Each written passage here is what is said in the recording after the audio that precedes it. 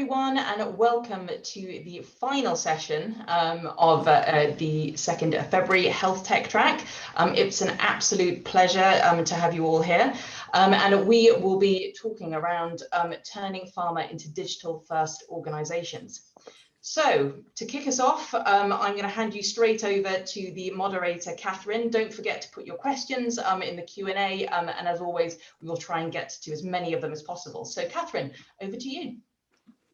Hello, everyone, and thank you for joining us today for this panel discussion on turning pharma into digital organizations.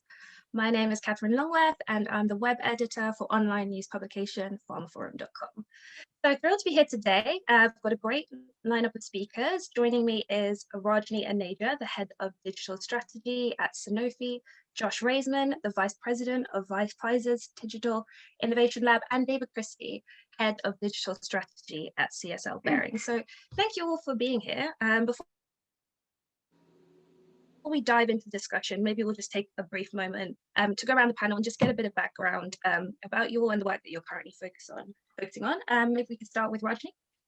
Sure. Thank you so much, Catherine. Delighted to be here today with all of you. Hello, everyone. So I'm in Boston, really covered in snow, I must say. We have a massive snowstorm in Boston. But my name is Dr. Rajni Aneja. I'm head of digital for regulatory at Sanofi. So I'm a physician by background, but pretty much at the intersection of business and technology. And I have had the opportunity to work in pair world with United Health Group and Humana, but also on the pharma side with Novartis and Sanofi, and then with a provider institution at Harvard Medical School, Joslin Diabetes Center. So you can pretty much say that I've had the run of the gamut around the healthcare stakeholders. Delighted to be here and look forward to the discussion. Thank you for having me. Thank you, Rajni. And now over to Josh. Yeah, hi, everyone. Good morning, good afternoon, good evening, wherever you are. I am, as you might be able to tell, I'm not in Boston. I'm in San Diego, California, so it's early for me. I very much looking forward to the discussion today. I have a long career in technology, 15 or more years, more than I care to count, in pharma. So very excited to be able to share some of my experiences that I've accumulated along the way. Today, I'm focused on digital innovation at Pfizer.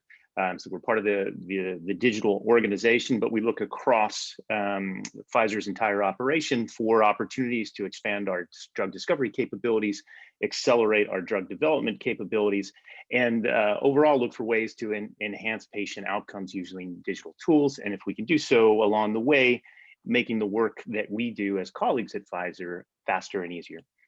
So looking forward to the discussion, Catherine. Thank you, Josh. And finally, David.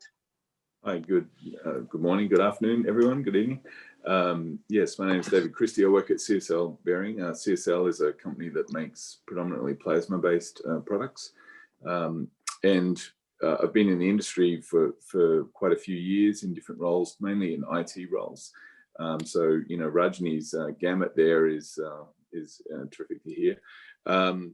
We are at the stage where we have we've established digital as being important to the company strategy, and we're working now to put that digital strategy in place.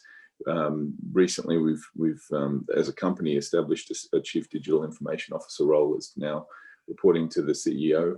And you know, the CEO has been clear that the digital side of things is going to be very important to achieving our company goals over the next 10 years. So it's an exciting time, I think, just generally in the industry for technology, but also particularly at our company. Thank you, David. Yes, great. And obviously, like we said, I think everyone understands now the importance of digital. It's especially post-COVID, it's become such a priority. But how do pharma companies create and develop a digital strategy, and how can they get their organizations to have a consensus on it? Rajni, maybe we can start with you. Yeah, I think great question. Before even we get started at how a company creates a digital strategy or how do you get consensus, I think it's important to sort of mention that why digitization or digital strategy is pertinent and relevant. I mean, we all know we live in the world of technology nowadays, especially post-COVID. I think it has mostly become technology oriented, But patients or consumers, they are very involved, they're informed, they want the information at their fingertips, and they really want to take control of their health.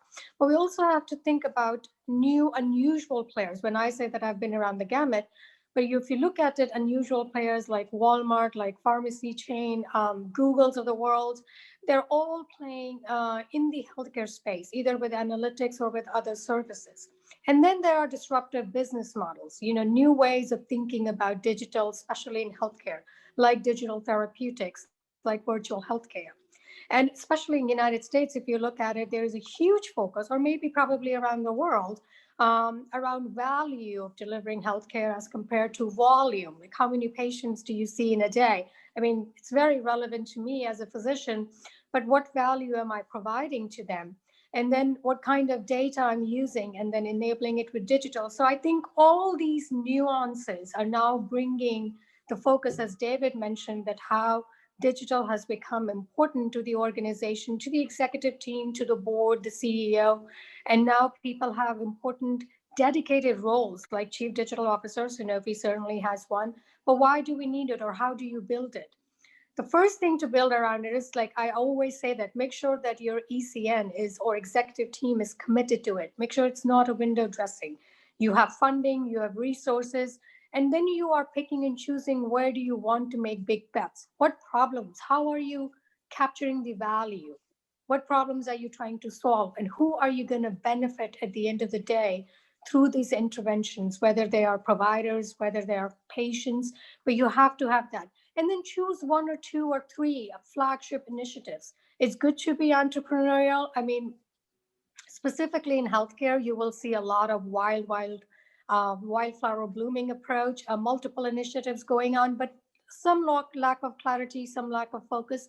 So I think to bring that, you just have to say that what exists in the organization, how do I use my data as an asset, then enable it as a through digital, but focus on 3 or 4 key initiatives. Make sure that you have an executive buy-in or alignment, because this is a company-wide initiative. So you really need a cultural transformation, that you have a digital DNA embedded in the company and the right talent supporting it. And if it doesn't exist, upskill it or hire. But I think all these are critical, important components as you think about organizational digital strategy. And the consensus, like I said, once you start to have clarity and focus and prioritization, as well as alignment, then it will come. And in the end, you have to evaluate what's the business impact, what's the value, what's the ROI. And those will help shape those discussions in getting the consensus from a digital strategy perspective. Great. Thank you, Rajni. And in terms of the stage that the pharma industry is, what sort of cycle are we at in this digital transformation, and what kind of role are things like advanced analytics playing? Josh, maybe you have some thoughts? Sure, Catherine, I'll give it a shot, and I'd be keen to hear from the thoughts of some of the other panelists. I'm a technology guy, so I've spent the last couple of years annually, tends to be about this time of year, looking at the research firm Gartner, and they produce what's called a hype cycle. Perhaps some of you are familiar with it. And it looks at new technology, or in this case, digital transformation. And I think we find that it's adhering to the same curve, right? So you start, and there's lots of enthusiasm, and expectations go through the roof. Just 3-4 years ago, we were looking at technology platforms that were going to eliminate the need for a physician, or at the very least, unlock mysteries of personalizing treatment to devastating diseases. All by just feeding data into an AI algorithm, and out would be the insights that that have eluded us throughout time. I think we've seen that those expectations perhaps got a little too high, and over time we saw, and we're continuing to see, some of the first wave of innovators meet with what Gartner, I think, describes as the trough of disillusionment. Right, so we've seen, even as recently as 6 months ago, companies that were thought to be valued at over $1 billion, seemingly acquired for pennies, for 10, 20 million. I think the good news is that there's with our enthusiasm sort of tempered, we're beginning to see lots of things to be excited about, and Rajni hit on a couple of them. We're beginning to see patients being treated as consumers. And as consumers, we bring all sorts of expectations around our experience that largely haven't been met in healthcare terms or as patients. And we're beginning to see that change. So I think, you know, if you adhere to the analogy, we're looking at the slope of enlightenment. You've got partnerships now with firms that specialize in the application of AI and on their biology knowledge that are producing drug targets that are entering development pipelines at major manufacturers. This is digital discovery that we've talked for years about, but is now happening in a significant way.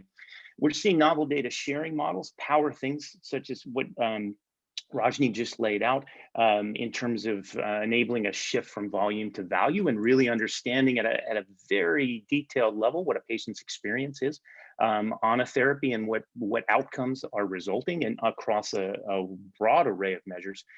And then you're seeing that not only for commercial agreements, but you're also beginning to see that shape research programs, and especially in areas such as rare disease, where conventional techniques at running trials and recruiting patients could take years and years. We're now seeing that accelerate in lots of places. So lots of reasons to be excited there. And then I think you're seeing the beginnings of this shift of care beyond the clinic. So we are seeing, as Rajni pointed out, all sorts of interesting remote monitoring, remote engagement, remote intervention. So the world of digital therapeutics is beginning to generate not lots of interest, but outcomes. We're beginning to see clinically validated outcomes being generated from these technologies, and that to me is really exciting. Your question around sort of advanced analytics, I think, Catherine, was the other piece of the question.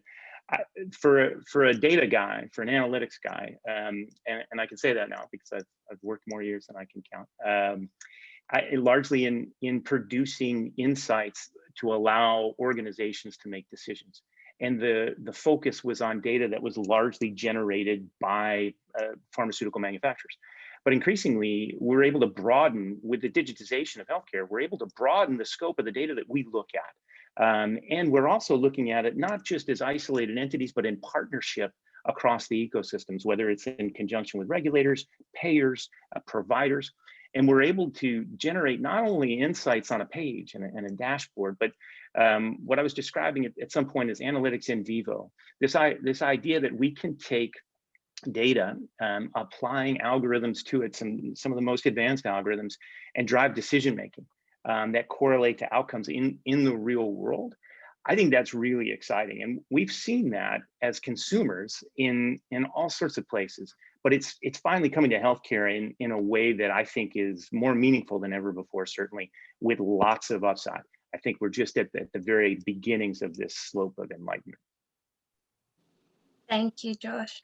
I will comment a little bit on what David said. I mean, especially being a physician, but also we are all consumers of healthcare. One thing that I have seen evolved from my time, I would say at WebMD, which was like, a digital UP company and very, very progressive, is consumer segmentation or personalization. It's like what Rajni wants, Rajni gets. If Rajni is a 40-year-old female who likes to run every day and has a very active lifestyle, the interventions or messaging or the insights are actually directed towards me and me only, but it's not a generic it's not a generic one-size-fits-all situation. And I think we in healthcare have recognized that we needed to move away from that to give that sort of personalized experience. I mean, we're all wearing some sort of device on our hands, which tells you like, you did good today, you exercised or drank 8 glasses of water or whatnot. But I think these are all part of targeted, personalized messaging, which makes it much more relevant from consumer engagement, patient engagement perspective, that actually makes these insights even more helpful, and data enables that. Yeah, I think you keyed in on something, Rajni, that for me, it's this opportunity for massive personalization. And it's whether it's delivering tailored education to where you are and the condition you may be trying to understand, or at a specific point in a treatment journey. And it's not just data, it could be care team connectivity, right? As we know, all around the world, there's a scarcity of opportunity to engage with patients if you're a provider, or a provider if you're with patients. So all sorts of ways to kind of fine tune that connectedness. And then financial support and patients assistance programs are beginning to take advantage of these things. So yeah, I couldn't agree more. Thank you both. And so now to David, I mean, how do we really accelerate this digital transformation? Should we be looking at in-house innovation? Is it about partnerships? What can companies be doing to really drive this forward? Yeah, so I think it starts with actually your first question back with the digital strategy. I think it's one of these things that if you want to avoid that trough of disillusionment that Josh mentioned, it's probably a good idea to have a good plan of where you want to go and have it very much tied to your business strategy. Ideally, the overall business, what is it trying to do, and how does digital contribute to the competitive positioning? So, you know, the massive individualization could be part of it that Josh mentioned there. You could be wanting to digitize certain processes. You could be wanting to put more sensors on things and automate things. That could be a key part, because if your business is more oriented around cost, you'll probably be looking for cost takeout things, whereas for some companies, they're looking to drive the top line. So it's very important, whatever the positioning of the company is and the competitive distinctiveness that it's going for, that the digital strategy, you know, correlates to that. And then one piece of it could be, like you say, more leveraging outside. And of course, pharma companies do this routinely on the research side. They do it routinely in clinical trial management as well. And so why wouldn't we do it with things like innovation in the digital world? There's just too much going on in too many different disciplines for one company to have all of that inside. And so I think it starts with the plan, as I say, and figuring out where you want to focus and what the differentiation points are, and then look to have a combination of internal and external resources that can help you with that. And it could be things like talking to VCs, you know, so I know there's some venture capital companies attending this conference, you know, that they can be, because they are across many different sources of innovation. So it could be that you know, need to look at different VCs. That might be a way of getting into the new disruptive sort of ideas that are going on. That can be a way of doing it. That can be a challenge for business development functions in pharma companies that are maybe more used to thinking about that sort of thing on the research side. And so being oriented to do it more on the tech side is a little bit of a change. But I think that without that, I just don't see how companies can really, you know, be across. We have to have an external sort of screening aspect to what we're doing for technology stuff, for digital. Otherwise, you know, I think we'll fall short. Yeah, I think one comment which I think is very relevant to what you said, David, is in healthcare or in any other company, we don't need to do everything all by ourselves. I think this is where, you know, sometimes we say we can find and build everything. And I think this is where the opportunity to buy or partner comes. But there is a new way of thinking, or being a catalyst or change agent is now a lot of organizations are looking to co-create. It's not only just about M&A or getting the licensing or everything, but it's also looking at organizations where you can find strategic partnerships who actually shares the same value roadmap as you and would like to be your partner for the next 1 to 3 or 5 years and support collectively or collaboratively those business outcomes. And that is a new way of thinking. This is like, you know, everybody coming together and playing in a sandbox, but everybody delivers a value and gets some value out of it. Thank you, Rajni. And we have got some questions coming in from the audience. We've got one now around access to data. And obviously access to relevant data would help drive the development of novel applications. Interested to hear, will pharma companies share in-house data with other pharma? Josh? You sure you don't want David to start this one? So let me answer it this way. So there's lots of opportunity, I think, in this space, And I'll speak from a personal perspective, having been in the industry for a while now. I think there's all sorts of opportunity in data sharing from a research, drug development, and then a real world setting. What I'm most enthusiastic about now are models that place patients in the center. So you've had lots of organizations that are amassing data and then figuring out how to share that data with others for either a common public service or a competitive advantage, or some of these pre-competitive sort of operational efficiency initiatives. That's all great, and we'll see that increasingly. But the models that I'm most excited about are those that put the patient in the middle, allow he or she as the patient to easily coalesce all of the information that they're generating, either through wearing a wearable or visiting a clinic, allowing them to put their fingers on it virtually, and then decide on what terms they'd like to share their data. Whether it's advancing a research study or participating in some sort of program. I think those models are most exciting to me, because when you ask, and if you read studies, there are plenty of studies that would indicate that patients are interested in participating in this process.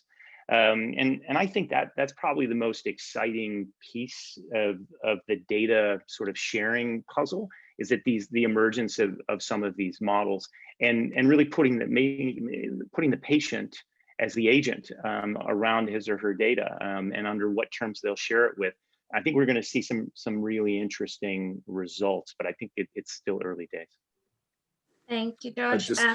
Oh, sorry, please. Oh, just a couple of comments. I think Josh has sort of hinted at a couple of reasons why this hasn't actually happened much before now.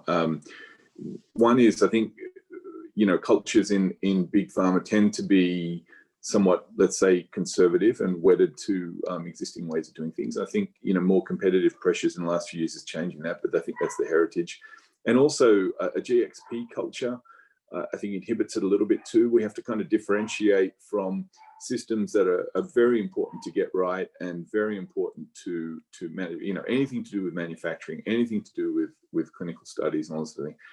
The patient safety is so important, right? So it has to be done well.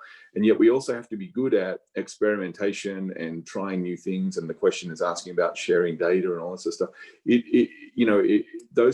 Those two things, and there's an implied thing too about, which I think is implied, about what regulators think about this stuff. And I'm not sure, I think that's changing over time as well.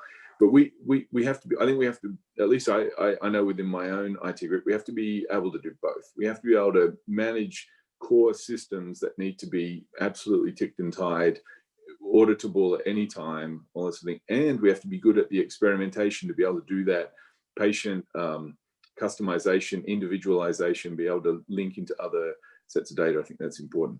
Now, on the data side, I think you'll see more and more collaborations. We already do see that, right? I mean, the COVID pandemic has created M&As, but it's also created informal alliances of how to treat the disease, how to learn quickly what's going on, how to get supply chains set up. And I think, that what really happened there, I think, was incredible demand, on the part of populations to not put up with the kind of downsides of fragmentation. There's some upsides with fragmentation, right? You get lots of competition, all that sort of stuff. But one of the downsides is you don't get the collaboration so much. So through the COVID pandemic, I think you've seen more of that, formally and informally. And so, if that's a taste of things to come, I think we'll see more of it.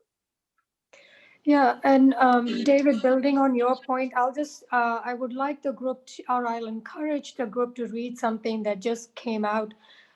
It's a press release on something called Accumulus Synergy, which is a nonprofit organization that 10 global pharmaceutical companies, and Sanofi is a member, as well as Pfizer, came together to work with the regulators on a lot of the things that you're talking about on data standards exchange, how effectively, efficiently we can exchange data, because ultimately the goal is the same, improving the access to medicine to patients, get them to the market faster to patients, and really be more efficient. And I think you have rightly said that this has galvanized the industry to move beyond all these walls or silos and be more collaborative.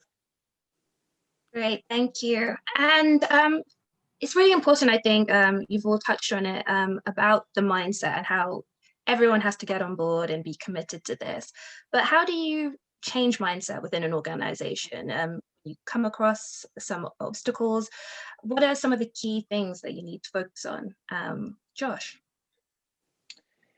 Yeah, another good question, Catherine. I think I should have had that extra cup of coffee this morning. So changing mindset is probably, this is probably obvious the most, requires some significant rewiring within an organization. It's often in direct opposition with entrenched beliefs and modes of operation, especially as David and Rajni pointed out. I mean, these are pharmaceutical organizations are process driven, and we tend to be very, very particular about and very disciplined in our adherence to them for all sorts of reasons. So changing mindset is not easy anywhere, but I would say it's been a challenge for us generally in the industry as compared to other digital transformations. I can give you, what I've seen. So I work for an employer who has one purpose, and it's delivering breakthroughs that change patients' lives. And we've been very clear about that. If you see Pfizer in the news, if you happen to hear Albert Bourla, our CEO, you'll inevitably hear him reference our purpose. It is something that is as explicit as anything can be made. To enable that, we have something that we describe as our bold move agenda. And anybody, this is public knowledge, you can go and visit our annual report, and you can see explicitly what we expect in terms of digital capabilities and their role in advancing our purpose-driven agenda, whether it's expanding or accelerating our development capabilities, enhancing patient outcomes and experiences, making our own work easier and faster. It's all right there, laid out on the page. And that's a very powerful message, right? When it comes from the top and says, listen, we are committed, and we are committed as a leadership team, and we're going to be completely transparent about the level of commitment. I think that energizes folks, that begins to change. It doesn't happen overnight, right? So from a technology organization, you can't go from being sort of really task saturated on a list of functionality and then ask that same group to now pivot and say, what kind of experience are we trying to create for patients and providers? It's a very different set of questions from, which 5 pieces of functionality do we believe should be in app X? But that focus on the experience then leads us, I think, to a much better product. In terms of taking the leap, I think, and that's implicit, right? How do you get an entrenched organization to start living this? I lead an organization that's focused on helping the enterprise develop an innovation agenda. Where do we believe digital in 2021, 22, 23 is going to be most relevant to the things that we care about as it relates to advancing our purpose? How do we, can I provide you or the organization with a structure to identify and qualify those opportunities? How well do they align to what we said our business objectives are? How feasible are they? Should we be doing them? Should they be done? Yes. Could we, provide sort of initial funding for experiments to kind of catalyze that change? I think you can. What we've done, however, is gone beyond that. So we've got a service in our lab that does nothing but scanning and scouting. So we're looking at emerging technologies, looking at emerging trends, and then we're getting to know innovators around the world. I happen to be very lucky, and then I work for an organization that's got a physical presence in all 25 of the top 25 centers of healthcare innovation, whether it's Tel Aviv, Reykjavik, Berlin, London, Beijing, Singapore. There's somebody with a Pfizer Blue pen in that, and we can develop local relationships, and we can also plug them into opportunities that we're trying to advance no matter where they are around the world. And I think that's exciting. I think that gives us an edge. And then the next bit is just having a ready now sort of set of partners. So as Rajni and David both pointed out, I believe healthcare is a team sport. And you've got lots of different positions. Traditional pharmaceutical manufacturers can occupy some, but certainly not all. So how do you find ready now partners that can, are aligned to what you're trying to do, and are ready to experiment? And sometimes that takes it most often takes in the form in these places where you've got sort of policy frameworks that encourage innovation, encourage experimentation, and we're seeing that in Europe. We're seeing it in lots of places, and we're excited about it. But I think it does come all the way back around to what David laid out, which is you've got to make sure that you avoid sort of magpie syndrome, or I think it was somebody in the UK, maybe we have magpies here in the US, I'm not sure, but there's this tendency to be distracted by bright shiny objects and things that are interesting and cool, but how many of them relate tightly to or align tightly to what you're trying to achieve from a business objective, patient outcome perspective, and then how do you build that business case? Because some of this is not new. You've really got to sharpen your pencil and understand what the endeavor is going to take and what you think the results will be. And sometimes we get so enamored with the potential that we loathe doing the homework. And I think that that sort of discipline is what will make sort of this mindset shift an enduring one, as opposed to something that sort of is a fad. Thank you, Josh. And just conscious of time, sorry. So maybe we'll just move on, because I really want to hear from Rajni about, as coming from a physician background and sort of now looking at the whole healthcare ecosystem, how are all the different parts adapting to this digitalization and change? Payers, providers, tell us a bit about that. Yeah, I think that most of the healthcare stakeholders are actually on some sort of digital ambition, some sort of digital journey or transfer. And I think I can specifically think of a few examples pertinent to US system as the payers evolve, like United Health Group or Humana, and talk about which particular membership that we had partnered with a company. And this is public, so I can talk about it. In the case of Humana, it was Omada Health, a pre-diabetes company with great user experience. And again, this talks about an opportunity. When I was talking to David, is we don't necessarily need to build everything on our own. If we can find a strategic partner where we think is a gap, an opportunity for us, and it solves a business pain point, but still move us in the right direction and creates the business value, but an impact and delivers the value when it comes to patient care, I think it makes sense. And elaborating on that partnership is probably a win-win for both. The other scenario I can think of, so Joslin Diabetes Center, it's a 100-year-old Harvard institution for diabetes care and research. It is in Boston, but imagine can anybody and everybody, I mean, with also snow or without snow, can come to Boston and seek patient care or have expert opinions from Harvard doctors. I mean, why can't we export this and exchange these information throughout the globe? But technology has enabled that. So Joslin created a program, and I was heavily involved in it. It's called Joslin Everywhere. So they have huge presence in Europe, in Middle East, in Asia. And anybody and everybody with a provider system could actually, if they wanted to, can have access to Joslin expertise and intelligence, and certainly enable the patient care in a very superior way. I'll also touch a little bit upon Sanofi's example. When we, in the beginning, I think, touched a little bit around new disruptive business models and new players.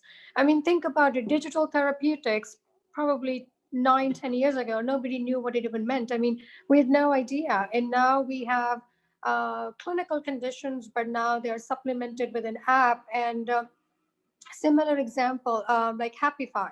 So Sanofi partnered with Happify around multiple sclerosis because you are actually treating an individual in a holistic fashion. You're just not treating them medically or clinically. I mean, to me, it's very relevant. It's very personal to me as a physician. When we treat someone, it's just not, okay, here are some pills, take it and you'll be better.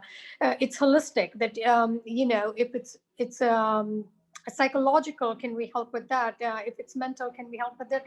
And these kind of treatment modalities have really come forward in the last few years to put this holistic position in place to say there are multiple digital interventions that could play a crucial role. But digital, I must say, like, it's not be all and end all. Certainly providers play a very big role in delivering healthcare, but then you can have an approach beyond the pill, outside the clinic, remote care, virtual care, and these could all be alternative modalities that could be looked or they're very successful in actually meeting the patients where they are or meeting the providers where they are. And that's ultimately what we want. Thank you, Rajni. Now, we've just got 10 minutes to go, and we are getting a few more questions in through the audience. So I'd love to get your thoughts on some of these. We've got a question here about digital therapeutics, saying the field's still largely unexplored. So digital vaccination, scaling and following COVID-19 vaccinated patients, the industry needs to get closer to patients. Can you comment on the barriers, whether regulation, bad corporate approach, privacy concerns on what's holding this area? Maybe we can start with David. Yes, so I would agree that with the question there that it's an unexplored area, and I guess the question as they put there is, you know, why? And I think they are hitting some of them.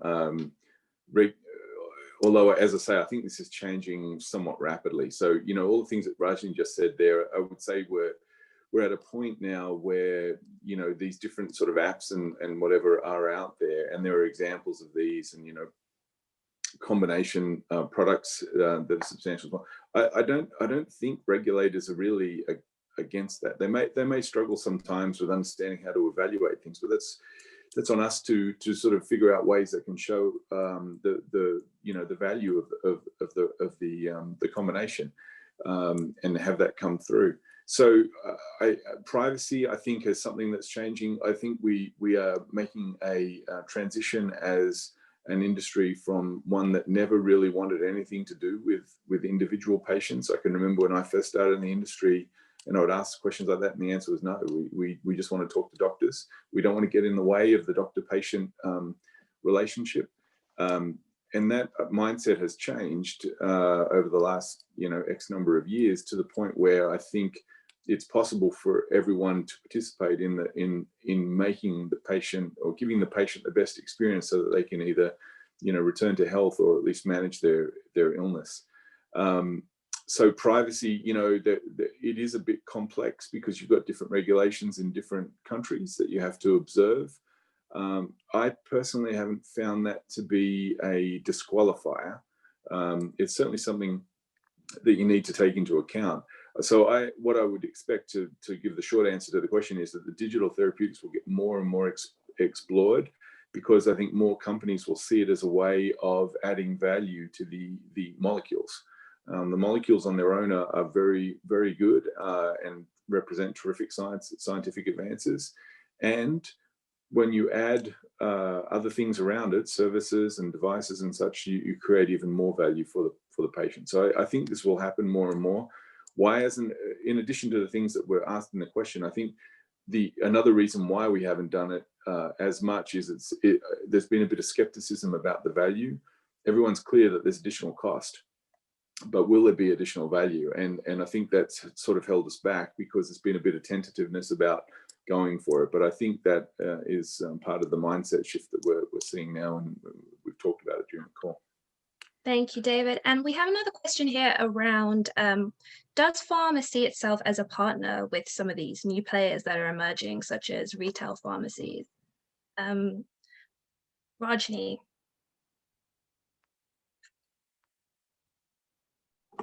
Sorry, I was on mute. I think the partnerships are there. I mean, Pharma has traditionally worked with the retail pharmacies, primarily in the areas of comparative effectiveness in patient-reported outcomes. But I think now, as the new models, and I'll say like how retail clinics are emerging in US, like with Walmart establishing health centers, or CVS with Minute clinics and stuff, both parties have to actually figure it out and explore these conversations. I mean, this is again an opportunity for disruptive business model or disruptive partnerships, but the win-win has to be clearly defined, and the value has to be clearly articulated to say what would each party's or stakeholders' ambition looks like that will contribute towards joint success. And I think this is not a destination. This is an evolution in process. It's similarly going back to I'll talk about an example, especially in US. It's called accountable care organization or patient-centered medical homes. Long time ago, we actually did not have this risk-based provider relationships or treating in a community way, providing care in a community setting, making sure that you're paying for outcomes, paying for value. All these were new concepts, but disruptive business model emerged to say that effective partnerships between hospitals and providers can generate value, can be of equal or greater benefit, not only to patients, but also to providers or to the hospital systems. So I think all these considerations should be evaluated if such partnership needs to be explored. Thank you, Rajni. And so we've just got a few more minutes left. And so bringing it all together, I mean, I'd love to hear from all of you. What does this really mean for the patients? And given your experience, and you've all been on this journey now, maybe some words of wisdom, some thoughts that you can share for our audience out there on how they can get their organizations digital first. Let's go to Josh first. Well, I think so no matter what kind of organization you represent, large or small, manufacturer, payer, provider, technology, innovator, I'm trying to imagine there are likely other sorts in the audience today. I think everybody has the potential to be a partner, and I would say more so than ever before, you're seeing novel partnerships, and that will continue. They'll get less novel. But certainly on today's standards, you're going to see, I think where the magic will happen is at the intersection of some of these organizations. I think my fear is that we'll simply 3 years from now still be awash in the interesting. I think my ask of the partners out there that I haven't met, but hopefully will work with in the future, or even some of you I may know, is we need to make sure that we are focused on why it matters. We used to have a saying at Pfizer that the patient is waiting, and it's something that has resonated with me and sort of feeds, especially as I get a little longer in the tooth, a sense of urgency. And patients expect outcomes, meaningful outcomes, and that's what we should be focused on, and we should be aspiring to do it in as somebody once talked about monitoring your words to ideas ratio and using as few words to express the ideas you need. And I think we need to focus on that with wearables and algorithms. We only need as many algorithms as is required to drive the outcome. And I suspect we'll have tenfold more. I think we need to be very disciplined about focusing on those things that truly make a difference. And I think that's one of to David's point, I think that's one of the leading struggles we have with the adoption of digital therapeutics is when you compare it to traditional therapeutics and the data that's been collected on outcomes, there's no comparison. I think we're in an age where we need to take advantage of some of the regulatory changes or the policy changes that have happened in certain geographies and use that as an opportunity to collect data about outcomes. And when we see that something is generating a meaningful outcome, rallying around that and figuring out how we can get it to those who need it most. Catherine, you're on mute. Were you asking me? Sorry. Yeah, just some quick final thoughts then from Rajni and David. Oh, well, just real quick, I'll just say that I think for patients, what it means is more information than they've ever had before, more control, because they understand a little bit more about what's going on. I think more therapies, I think that will accelerate. Look how quickly some of these vaccines were developed. And I think better dosing, either from a time point of view or a quantity of dose, which will mean better overall outcomes for the patients. I think we are at that intermediate stage. Josh mentioned. I think that the downside is now, you know, a patient might have to look at multiple apps, for example, and I think that that's going to have to change. I think to bring about the full promise. Yeah, and I think for me, it is really how we all talk about becoming consumer-centric or patient-centric. And for me, that relates to how personalized that is, how targeted that is. If I am a patient, then I want everything fast, cheap, access, convenience, reliability, more informed. And all of this makes sense to me in today's world when you are a busy mother, you're running around children, you're also doing work, and you're also on Zoom calls for conference and stuff like that. It's like, how do you stay very informed? How do you stay very motivated and still get the best outcome and best experience? So I think patient engagement, patient experience, patient outcome, these are all the key words that all leads towards patient centricity. And that I think is every healthcare, anybody and everybody who works in healthcare ecosystem, I think it's their dream and ambition and a goal to look forward to. And we continue to work towards it. Great. Well, thank you all so much. It's been a very illuminating discussion, and it's a pleasure to speak to you both. And thank you to our audience. Thank you for all the questions that have come through. And that brings us to the end of the session. I hope you enjoy the rest of the conference. And over now back to Becky at LXS. Thank you.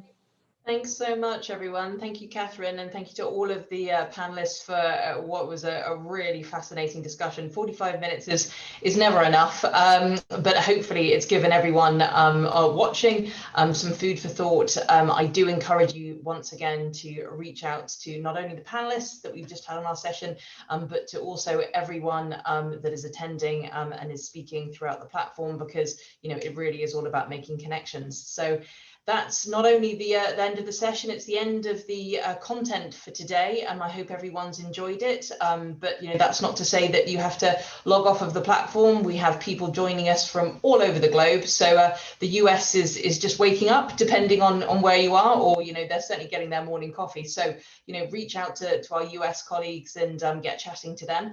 And hopefully I will see you back here on the health tech track for a 10 a.m. start tomorrow. That's 10 a.m. GMT. So I'll see you all then. Thanks.